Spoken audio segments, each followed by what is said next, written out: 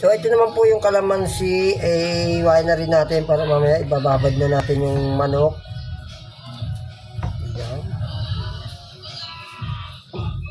Ayan. Yung subukan po pala natin ngayong luto ay yung tinatawag na chicken steak imbis na baboy o beef. Gagamit po tayo ng chicken kasi ito lang po yung mas mura. Siyempre, kailangan natin maging wais na mister.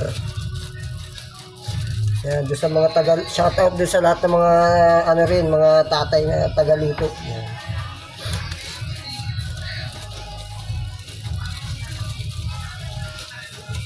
Yan, so hiwain na natin lahat to para sumakto.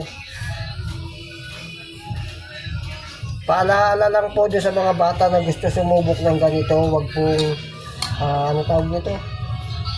Dumamit ng kutsilyo hanggat walang nakatatanda. Tumawag po kayo ng tatay, kuya, ganun, basta huwag kayo. Delikado po.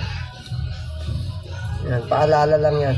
Shout out kay sa lahat ng SG at saka sa lahat po kay Mark Anthony Cabrera. Yan. Kenneth Cabrera yan, shout out po.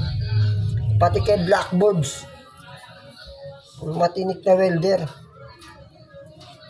Idol ko yan.